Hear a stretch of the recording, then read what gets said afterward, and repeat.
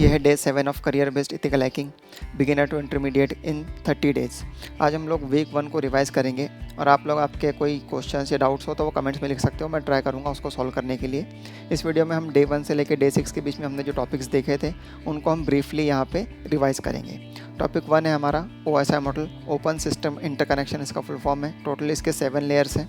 इस मॉडल से हमें नेटवर्किंग का एक ब्रॉड आइडिया मिलता है और नेटवर्किंग किस तरीके से काम करती है वो हमको इसमें पता चलता है और इसी मॉडल से हम नेटवर्किंग को ट्रबल शूट भी कर सकते हैं। इसमें टोटल 7 लेयर होते हैं: application, presentation, session, transport, network, data link, physical. इसका जो हमने पूरा कंप्लीट वीडियो लिया था उसमें मैंने इन पूरे लेयर्स को 1 बाय 1 प्रॉपर्ली एक्सप्लेन किया था। इसमें हम उसको एक्सप्लेन नहीं करेंगे, मैं सिर्फ आपको OSI मॉडल का एक ओवरव्यू यहाँ पे दे रहा हूँ। आप इन लेयर्स को इस तरीके से भी याद रख सकते हो। इसके फर्स्ट अल्फ़ाबेट से all people sleeping through networking don't पास, इस तरीके से आप इन लेयर्स को याद रख सकते हो। नेक्स्ट जो हमारा टॉपिक था वो था बेसिक नेटवर्किंग डिवाइसेस। हमने इसको इन डिटेल कवर किया था, मैं यहाँ पे ब्रीफली आपको समझा रहा हूँ। फर्स्ट डिवाइस था हमारा राउटर।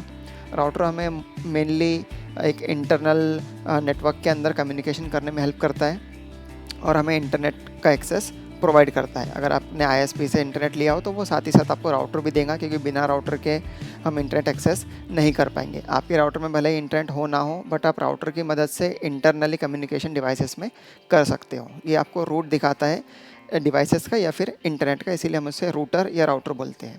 सेकंड जो डिवाइस हमने देखे थे वो था स्विच। स्विच एक स्मार्ट डिवाइस है जो बड़े नेटवर्क के अंदर काम में आता है। आपको अगर बहुत सारे डिवाइसेस को कनेक्ट करना हो एक नेटवर्क में तो उस टाइम पे हम स्विच का यूज़ ले सकते हैं। नेक्स्ट था गेटवे। गेटवे भी स्विच जैसा ही है, बट ये 2 डिफरेंट टाइप्स ऑफ नेटवर्क को कनेक्ट करने के लिए काम करता है। और लास्ट हमारा डिवाइस था रिपीटर। रिपीटर जैसा इसका नाम से आप समझ पा रहे हो कि ये नेटवर्क को रिपीट करता है। अगर फॉर एग्जांपल मेरे पास राउटर है, उसकी रेंज 100 मीटर्स तक है, तो 100 मीटर पर मैं एक रिपीटर लगा दूंगा तो उसकी रेंज वहाँ से एम्पलीफाई हो जाएंगी। इस तरीके से रिपीटर काम करता है। नेक्स्ट टॉपिक है हमारा आज का टाइप्स ऑफ एड्रेसेस। ये भी हमने इन डिटेल देखे थे। पहला एड्रेस था प्राइवेट एड्रेस। प्राइवेट एड्रेस वो होता है जो हमें हमारा इंटरनल नेटवर्किंग डिवाइस देता है। फॉर एग्जांपल राउटर से अगर आप कनेक्टेड हो तो आपको राउटर एक एड्रेस दे देगा जिसको हम प्राइवेट एड्रेस बोल सकते हैं। वो कुछ इस तरीके से दिखेगा 192.168.1.10 या जो भी उस राउटर की रेंज होंगी वो आपको उस रेंज में से एक एड्रेस दे देगा। ये एड्रेस सिर्फ इंटरनली वर्क करेगा, एक्सटर्नली ये काम नहीं करता। सेकंड टाइप का एड्रेस था पब्लिक एड्रेस। अब ये एड्रेस आपको ISP देगा और ये एड्रेस आपको तभी मिलता है जब आप इंटरनेट से कनेक्टेड होते हो। तो आपके पास राउटर भले ही है, उसमें इंटरनेट भी है, बट आपको राउटर इस बार एड्रेस नहीं देगा, आपको पब्लिक एड्रेस मिलेगा ISP के थ्रू से। और इंटरनली एक्सेस करने के लिए, इंटरनली कम्युनिकेशन करने के लिए ऑलरेडी आपके पास में एक प्राइवेट एड्रेस राउटर ने आपको दे दिया है जैसे ही आप उससे कनेक्ट होते हो। तो आपको पब्लिक एड्रेस मिलता है जब आप इंटरनेट से कनेक्ट हो जाते हो उसी टाइम। थर्ड टाइप का एड्रेस है फिजिकल एड्रेस। इसको हम मैक एड्रेस या परमानेंट एड्रेस भी बोल सकते हैं। ये आपके जो नेटवर्किंग डिवाइसेस है, फिजिकल नेटवर्किंग डिवाइस जैसे एक्सेस कार्ड या रिपीटर या स्विच या राउटर, इन सबको एक एड्रेस दिया जाता है मैन्युफैक्चरर की तरफ से जो बर्न्ट इन होता है, यानी कि हम उसको चेंज नहीं कर सकते। हाँ, टेम्परेरीली हम कोई सॉफ्टवेयर बेसिस पे उसको हम चेंज कर सकते हैं, बट परमानेंटली उसको चेंज करना पॉसिबल नहीं है। वो उस डिवाइस की आइडेंटिटी होती है। ठीक है, फिर हमने लास्ट देखा था एक लूप बैक एड्रेस होता है 127.0.0.1 जो खुद की कनेक्टिविटी या ट्रबल शूटिंग में हमें हेल्प करता है। टॉपिक है हमारा DNS, डोमेन नेमिंग सर्विस। ये कन्वर्ट करता है आपके डोमेन नेम को IP एड्रेस में। डोमेन नेम यानी कि हम गूगल पे जाके कोई भी वेबसाइट या किसी भी वेबसाइट को जब हम एक्सेस या विजिट करते हैं तो हमें ऊपर URL में तो वेबसाइट का नाम दिखता है जो हमने एंटर किया हो, बट बैकएंड के अंदर वहाँ पे वो कंप्यूटर या उस नेटवर्क को वो नाम नहीं समझता। उसके पास में एक एड्रेस होता है जिसको हम IP एड्रेस बोल सकते हैं और उस एड्रेस को रिजॉल्व करता है DNS, यानी कि हमने नाम दिया, उसको उसने रिजॉल्व किया IP एड्रेस में। इस तरीके से कंप्यूटर को समझता है कि उसे किस वेबसाइट को एक्सेस करना है। ठीक है, अब DNS को as a phone book record किया ऐसा समझ सकते हो कि हमें अगर फ़ोन बुक के अंदर किसी का नंबर ढूंढना है तो हम उसको नाम से ढूंढते हैं। ठीक है, तो सिमिलर तरीके से अगर हमें वेबसाइट ढूंढना है तो हम नाम डाल रहे हैं, बट बैकएंड में वो नंबर पे ही जा रहा है। ठीक है, नेक्स्ट चीज़ है यहाँ पे नेटवर्क एड्रेस ट्रांसलेशन, यानी कि एक सेट ऑफ IP एड्रेस को कन्वर्ट करेगा another set of IP address के अंदर। इसका एग्जांपल आप इस तरीके से समझो कि अभी हमने देखे private and public address. Private address मेरे पास में है ऑलरेडी जो मुझे राउटर ने दिया है। पब्लिक एड्रेस मेरे पास में है जो मुझे ISP ने दिया है जब मैं इंटरनेट से कनेक्ट हो गया हूँ। अब मुझे इंटरनेट को एक्सेस करना है, मैंने टाइप किया google.com।